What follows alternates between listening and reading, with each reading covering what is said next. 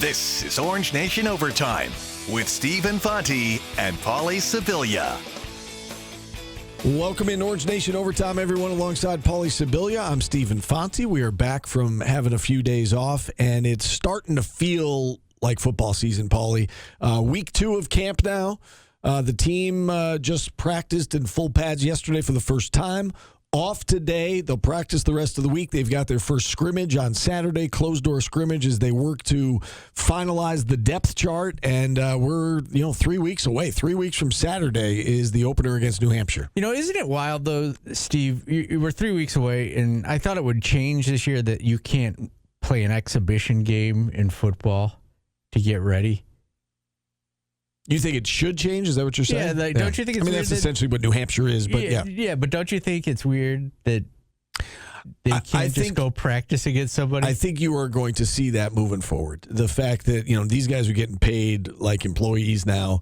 They're getting paid like NFL players. The NFL players get, 3 preseason games to ramp up for the season. I do think you're going to see it. And Fran Brown tried to make it happen with Deion Sanders, where, Syracuse wanted to scrimmage Colorado last year and then again this year, and it wasn't allowed. I think sooner rather than later, that's going to be allowed. Yeah, even if you share a camp. You go 1 week and you share a camp with another team. And that was their idea, right? It was they were going to practice against each other. They were also going to have some, different programs for financial stuff. Like financial stuff, off the field stuff to get the guys ready for a career. And we know that Fran and Deion are tight. My guess is that's going to happen at some point. But it just has not happened yet. We had Mike McAllister on our show today. There was no show yesterday. He's normally on with us on Wednesdays. He appeared on the show today, and we talked all things SU football and camp and looking ahead to the 2026 season. And we let him off by getting his thoughts first and foremost on the defense. Vince Karras, the new defensive coordinator over from Toledo, and he is talked glowingly about the defensive line and the fact that they're deeper at that position now, and that's where we led Mike off today. Yeah, I feel better with Vince Karras saying what he did on Friday. That certainly is encouraging because we know he's a really good defense coordinator. He knows his stuff, and I don't think he would just say that unless he really meant it. So that is certainly encouraging. But, we can only go by what we see, and there's a lot of players that we haven't seen play and that haven't played Power 4 football. So there's still going to be question marks, I think, going into the season. And even after game 1, they could have 8 sacks, 9 sacks, 10 sacks against New Hampshire. And we're still not going to know a ton because of the level of competition. So I think starting in week 2, we'll start to really get a feel for whether or not that unit is as improved as everyone hopes that it is.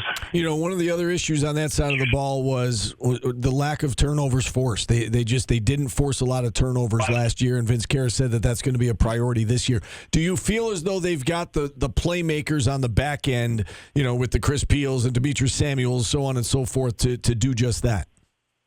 Yeah, I think they did last year, too. It's just, part of the way that you force turnovers is by forcing the opposing offense into mistakes. And when you can't pressure the quarterback and you have a hard time stopping the run, you can't get them into scenarios where you can force them into mistakes, put some pressure on them, have them make a bad decision, have the quarterback throw a pass that he shouldn't, or get a strip sack, etc.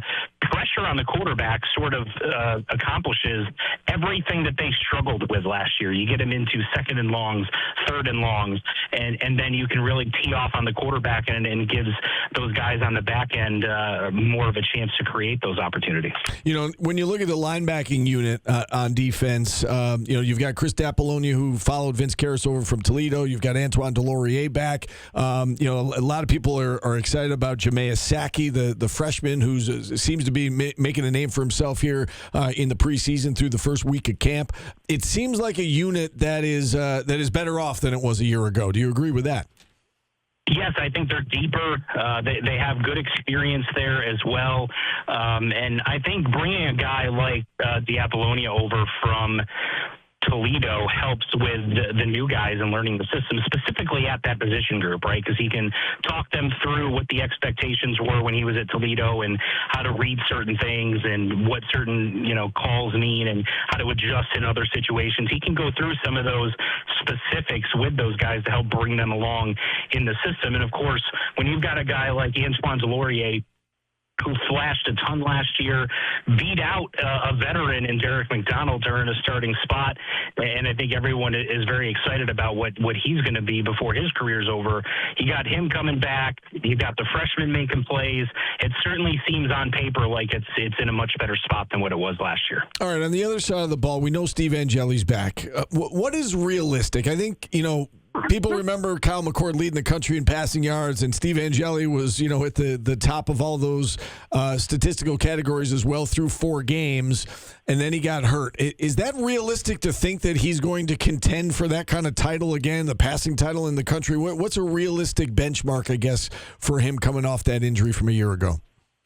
Well, I remember when you and I were discussing things in the preseason last year, and I can't remember whether it was on this program or the Orange Nation television show or a pregame radio show, but at some point we were discussing Steve Angeli and how he compares to Kyle McCord, and I think I said multiple times, it's unrealistic to expect him to lead the nation in passing like Kyle McCord did. And then through 4 games, he was. So I'm not going to put that as an impossibility. I think to have that as your base expectations is probably not fair to just about anybody. But I think to expect he's going to put up big numbers, he's going to run the offense efficiently, having a full off season in this system, even though some of it was rehabbing. I think all of that helps him so that he can hit the ground running when the season starts. He needs guys to throw to, and he's got no shortage of options this year, it seems like. We just, kind of like what we were saying on defense, that they've got depth, but, we haven't seen a lot of these guys in action. Who do you expect to kind of emerge from a wide receiver perspective? Yeah, I think Darian Williams is someone I'm certainly keeping an eye on as someone that could break out this year. I know the coaching staff was very high on him. He played as a freshman last year, and so now, going into year 2, and there's an opportunity to make a lot of plays and to get a lot of targets this year. I think Bowie Johnson is another guy. Last year he showed some flashes, had a really good spring game, and then he got hurt, unfortunately, which derailed his freshman season. But he's someone I could see breaking out this year and having a really strong year. And then Cole Weaver from Miami of Ohio is someone I heard had a really good spring. So those are kind of the 3 I'm keeping my eye on the most. But a veteran like Amari Hatcher, you can't count him out, and the experience that he brings, and being a steady, solid option for Steve Angeli. So they're probably going to have 5 or 6 guys that are rotating in and out at different points. Last year Angeli went down, and they had trouble throwing the ball, and as a result, then they had trouble running the ball. And if you can't run the ball, you can't throw the ball, and it was like a vicious cycle, right? This year, what do you make of the running back room, and do you think that they will get enough production to take some of the pressure off the passing game and open things up a little bit? Yeah, I think it's going to be more of a committee approach, right? I mean, you look a couple of years ago and it felt like it was LaQuint Allen and everybody else, right? And then this year it felt like it was mainly C. Willis and then some Will Nixon, and didn't really know after that. It feels like this year you're going into it with 3 or 4 guys that have the potential to make an impact. I think Ahmad Miller is the guy who I kind of had as my favorite going into camp as earning the starting job, but he's going to get carries. Jawan Johnson's going to see the field. I think Tyleek Hill, I know the coaching staff really likes him. He's going to see the field. And then you got a freshman like Shavane Anderson, who coaching staff is really high on his potential. So I think those 4 guys all have the potential to get snaps this year. I'm just not sure you're going to have a situation like with LaQuint a couple of years ago where it's like we know he's going to get 20-plus carries basically every single game. How about the guys up front? We said that the biggest question mark on defense is in the trenches. I think we can all agree that it probably is on offense as well. A lot of guys back from last year from that unit. How do you feel about the offensive line going into 2026?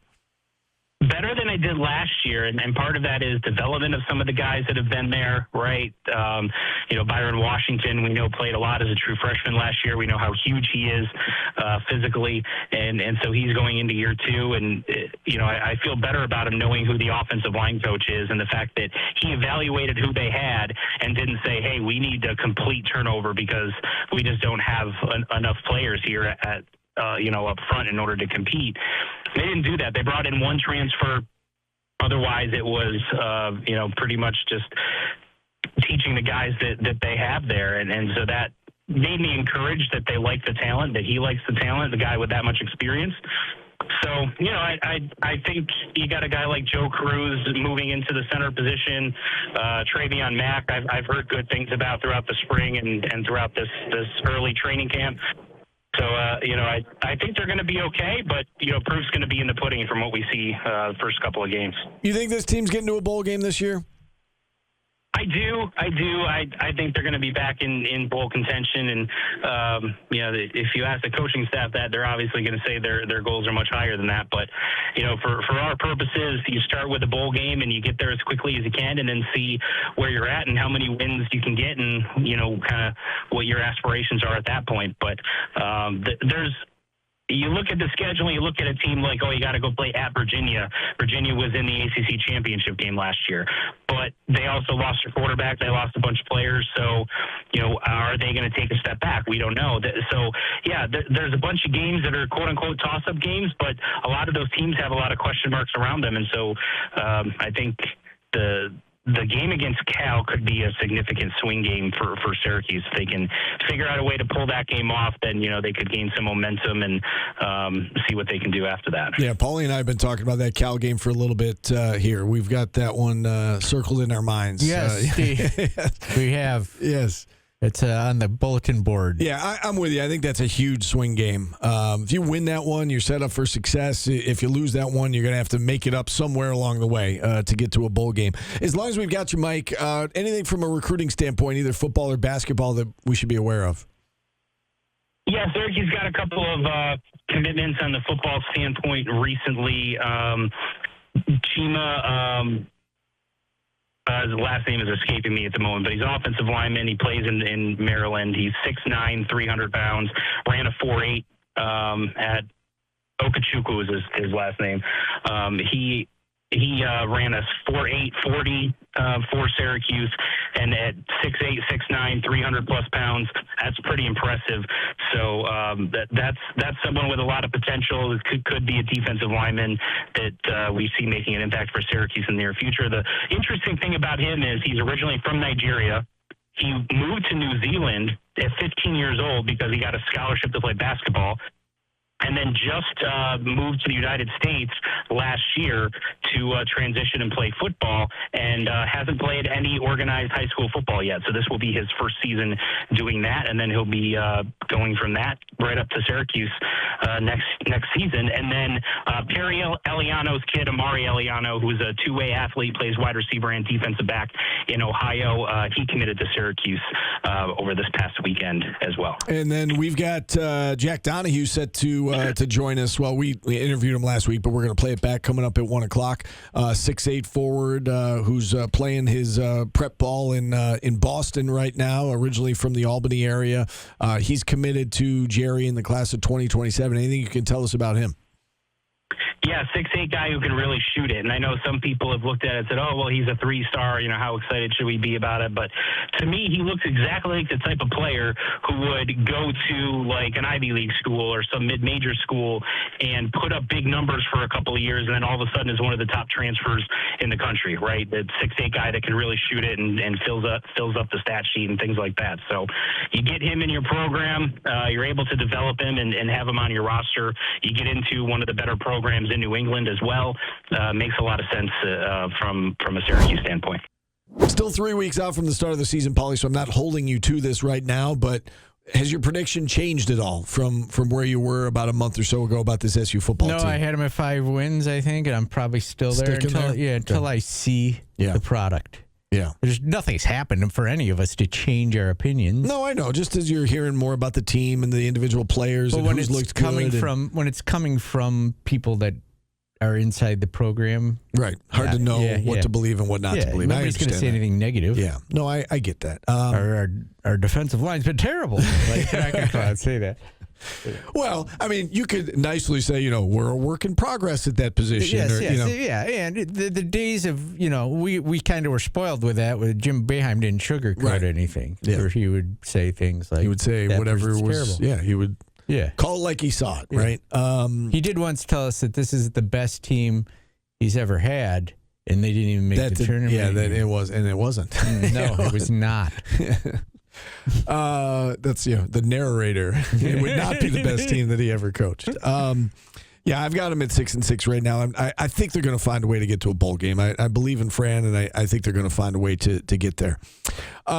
We did switch gears later in the show, and we talked some basketball. We had Jack Donahue on our show last week. We recorded it on one of our off days. He is one of the new commitments for Jerry McNamara and the SU men's basketball program. He's a 2027 recruit, originally from Albany. He's currently playing at the Newman School in Boston Prep School. He's got one more year there before coming to Syracuse. 6'8" forward. We had him on last week, and we let him off by asking about his journey to Syracuse. How did this happen, where he was recruited and ultimately committed to the Orange?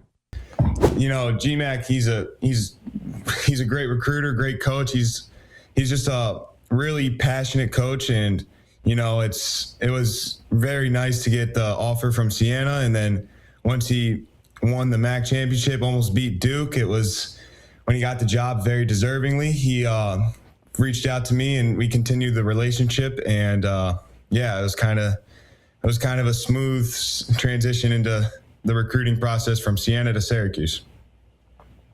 If you had to, give a scouting report, I guess, on your game, if you were an analyst and you had to break down Jack Donahue's game, what would it be? I think a lot of people are threatened by my perimeter shooting. I think that's the key thing that people see from me. I also like to attack the boards. I like to get offense and defensive rebounds. And then just overall, I just want to be a hustle guy, play hard, and just do whatever I can to win. Take us through your basketball journey, if you could, a little bit. I know you grew up near Albany, and now you find yourself at the Newman School in Boston. One more year there before you're coming to Syracuse. Kind of walk us through your basketball journey. When did you start playing? When did you realize, I might be pretty good at this? Yeah, my mom, she's a Hall of Famer at Marist, so basketball's always just been in our family. My dad played in high school as well, so it was at a young age I was going to be always playing basketball. And then I just really grew up and loved it, and started taking it serious towards like 7th, 8th grade, where I really wanted to pursue it and see how far it can take me. And being from the yeah. Oh, sorry, go ahead. Yeah, I'm from the Albany area. So I went to a private school called Christian Brothers Academy. And then, and then I played for New Jersey Shore Shots, which was a tough travel days of practice, but it was all worth it because I was able to get exposure on the UAA circuit, which led me to Newman and then got me to Cuse. So, growing up in Albany, were you a Cuse fan growing up, or? I was actually season ticket holders at Siena, but I did always love Cuse. It was definitely a priority in my mind. I know you went through a little bit of a health scare, right? Last year, I was reading the article from Donna DeTote. I know Donna, she's a good friend of ours, spoke with you recently about the surgery that you went through last year. Walk us through that and how things have been going since then from that perspective. Yeah, it was a tough time for sure, but during the May Live period last year, I was noticing symptoms where I would just the first few times that they were happening where like my heart would beat super fast and like my jaw would lock up and my vision would go blurry. I just thought I was like playing maybe too hard. I just didn't think it was as serious as it was until it kept going on and basically every time I played. So I came back home after that live period and I did some tests, and then they sent me down to New York Presbyterian Hospital and I did the surgery down there. And how you doing? How you doing from it now? I'm doing great. I'm 100% recovered. It's a blessing that I am able to do what I am able to do now, because a year ago, a little over a year ago, I was on the hospital bed wondering if I was being able to play again. Yeah, and along those lines, I would imagine that when your career is in jeopardy like that, does it make you maybe appreciate it a little bit more now that as you said, you get to do what you love to do, and that was close to maybe getting taken away from you? Yeah, it definitely puts a lot of things in perspective. You think you have a hard practice, and then when I was in the hospital bed, I was like, damn, I wish I had that hard practice again. So it's definitely a change of perspective. Oh, that's amazing. And, it sounds like, from what you told Donna, that your relationship really got solidified with Jerry during that time as well. Can you speak to, his support, I guess, during that time and, his support since then? Yeah, he was great through it all. I mean, he showed. I mean, I live 5 minutes from Siena, so he came over. Before the surgery happened, we talked. He was it was more of like a personality. Like, it wasn't even really recruiting. It was just kind of like getting to know each other better and just like being there for me when I needed it. And then when after the surgery, when I was in the hospital, he would FaceTime me, check in on me. It just was a special connection, and that's what really took my heart in the recruiting process. You gave us a little scouting report on what you can do. You've got 1 year left in Boston before you head here to Syracuse. What are you trying to accomplish this last year? What areas maybe are you looking to improve upon before you arrive on campus at Syracuse? I mean, I want to improve on everything. Nothing's perfect in my game, so I'm gonna work as hard as I can to improve my body, get faster, stronger. I'm going to try to get better on defense. I'm going to try to just get my shot better. I'm just going to try to work super hard and see how good I can get in this year, so I'm ready to hopefully play by freshman year. And I have full faith in my two coaches, John Carroll and Justin Perrone, in helping me at Newman. So I think I'll be ready. You look at Syracuse basketball, it's obviously a brand name and, a very popular brand name. You said you grew up in the Albany area, probably right around the time you were born.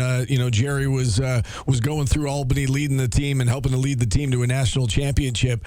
Last 5 years, they haven't made the NCAA tournament. What are your thoughts on where this program stands right now? And I guess the direction the program is going with Jerry taking over. Yeah, I mean, I think Coach GMAC's a winner. I mean, you've seen his resume, and it's pretty strong. So I think he'll carry that with him to become like. I think he'll do good. I really do. I think it's going to be really good. I'm excited to see what he does this year, and then when I get there, I hopefully have a positive impact on helping the team win. Anything else, Jack, that we didn't touch on that's important to you that you want to get across to our listeners and our viewers today? No, I'm excited to step on campus and play hard and compete every day in practice and just try to help the team win. Seems like a really good kid. And again, Jerry's in the mix for a couple of top 50 point guards in the 2027 class. And that is in addition to whatever he's going to accomplish in the portal next year. You hope there's some roster retention. Seems like Jerry's got some momentum here early on during his tenure at Syracuse. All right, Steve. You ready for National Days? I'm ready. National Sons and Daughters Days. Oh, so, yeah. Okay. Both of them. Tell your kids. I feel like it should be one or the other, and then you can split it up and have 2 days, but okay. National Presidential Joke Day. You got a good president joke? No? Off the top of my head, I do not. Why was Herbert Hoover the best president, Steve? I don't know. Because he gave a damn. There you go. Did you just read that, or did you have that? Okay. What president starred in sci-fi movies? Sci-fi movies. Ronald Reagan. Okay. Reagan. Yep. Okay. National Raspberry Bomb Day, which is a dessert, and something that outraged us was that sand, Steve, was in the Toy Hall of Fame. Yes, it is. It's National Play in Sand Day. So go play in some sand. Okay. I saw the Strong Museum was closed over the weekend because they had a power outage. So hopefully they're back up and running, and people can go view sand in the Hall of Fame. What U.S. presidents were the greenest, Steve? Were the greenest? The Bushes. Okay. You should have stopped at your first one. Like, your first one was like mildly funny. I would have just stopped. Why did the 38th president dine and dash? He couldn't afford it. All right, you're done. We gotta go. What's Michelle Obama's favorite vegetable? Broccoli. Oh gosh, these are awful. Your first one was your best one. All right. We got to go. For Paulie, I'm sorry, everyone, that you have to put up with him. I'm Steve. Thanks for listening. Thanks for watching. We'll do it again tomorrow.